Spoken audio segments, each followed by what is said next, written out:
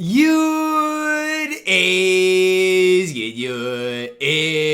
your boy Ty back here with another video, and in this video today, guys, we're going to be taking a look at the new dynamic duos in NBA 2K24 MyTEAM. We've got 5 of them, and if any of them are worth you guys picking up for your squad. Now, initially, just based off my initial opinion, okay, the ones I think that could be really good: Amar'e Stoudemire, Steve Nash, and Nick Van Exel, James Posey. Now, I could be totally wrong, and again, that's part of why I do this, to see if my predictions can be right. But those are the 2 that really catch my eye right away as just dynamic duos that of cards that I think are pretty decent, that could definitely be worth you guys at least taking a look at. Again, I don't know if they're going to be, the real deal, going to be the best in the game, but I definitely think they could be worth you guys at least looking at picking up. Let's start with Chauncey Billups and Darko Milicic. Now, Darko, a bona fide scrub in my team, okay? I'm not going to sit here and hype this card up. He absolutely stinks.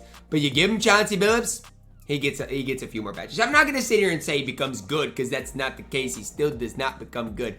But he becomes at least okay. Okay, I mean, I'm not going to sit here and gas Darko, but he at least becomes okay in my team. I mean, gets a few more badges, gets a few more defensive badges. I'd like to see the speed or 3-ball go up, but it barely does. Chauncey Billups, 86 3-ball, 83 speed. This is what you want to see out of a dynamic duo, as well as his badges do get quite a bit better as well. This is a dynamic duo, right?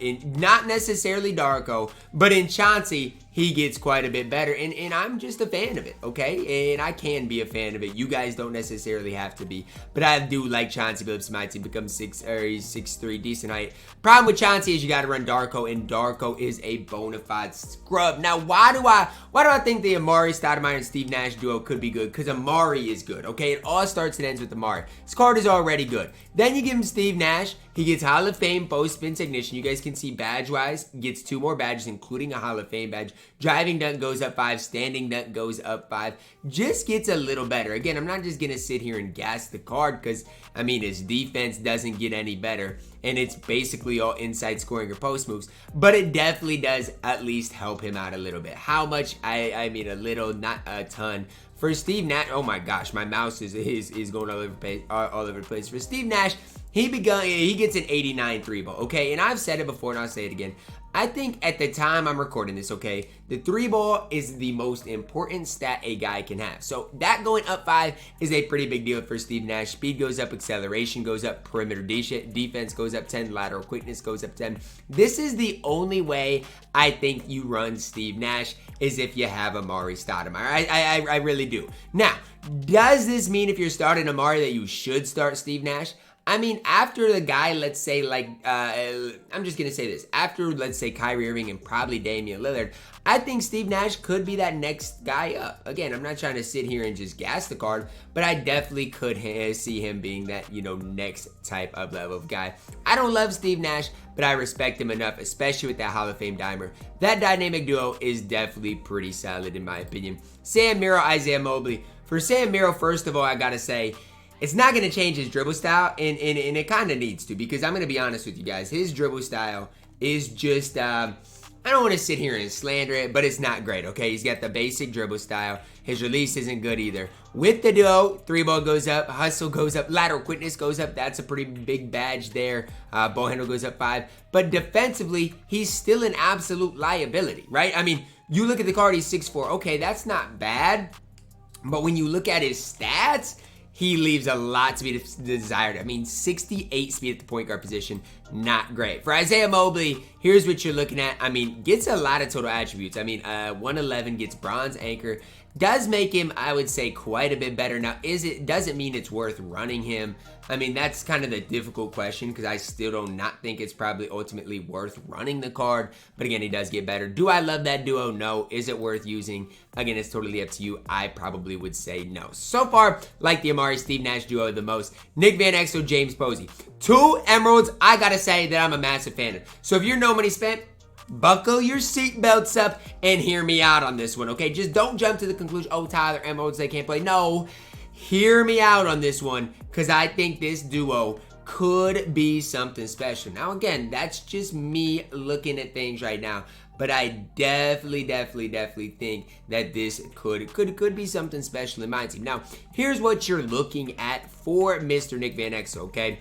His mid-range goes up, shot close goes up, big one. Perimeter defense, lateral quickness. Those are huge because Nick Van Exel offensively is already going to be good. His release is solid. His badges are solid. You make his badges way better. You improve the offense a little bit with some badges. I mean, what is the downside to this Nick Van Exel? Can you guys tell me? Because I don't really see it. I mean, this card, I mean, maybe the fact that he's 6'1", is that your downside? Because that's about the only one I can see. I love this card in my team with the duo. And the great part is, James Posey is already good. It's not like you have to add a bad player to him. James Posey's already good. Release-wise for James Posey, decent enough. I'm using it right now at the time I'm recording this. It's fine. He's chicken man in my team. It's not necessarily the quickest, but it is straight up and down. It has a little push shot to it. But you give James Posey this type of defense, I'm telling you guys, this dynamic duo isn't just good. It is 110% worth using. I'm not just saying that to say that, man.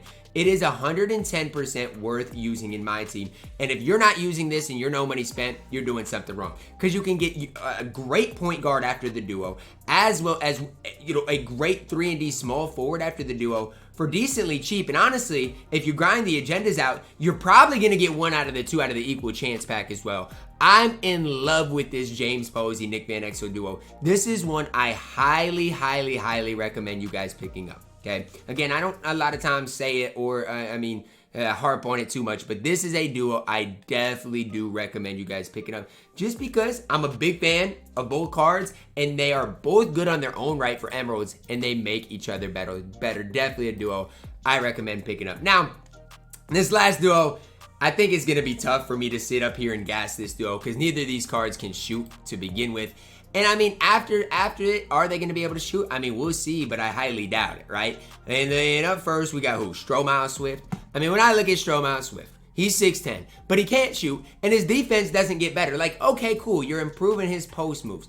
Do I really care about that? Honestly, think about that and answer that. You don't have to even answer that out loud. Just think about that. Do I care about post moves right now in my team? No. For Hakim Warrick, when he gets the duo, his 3-ball doesn't go up either.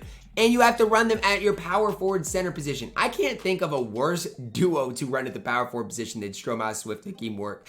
Absolutely horrible and absolutely not worth your time. Okay, I'm being honest with you guys. Some of these guys are worth your time. James Posey, Nick Van Exel, I would definitely run them, and you might see them featured in the No Money Spent Squad series today. The rest of these duos I'm not the biggest fan of. If you're all money spent, I mean, it might be worth you considering Amari as well as Steve Nash because it makes Steve Nash quite a bit better. So those are the two duos that really caught my attention today. I need to know down below in the comments which of these duos caught your guys' attention. Drop a like on the video, subscribe if you're new, and as always, man, I love you guys and have a blessed day.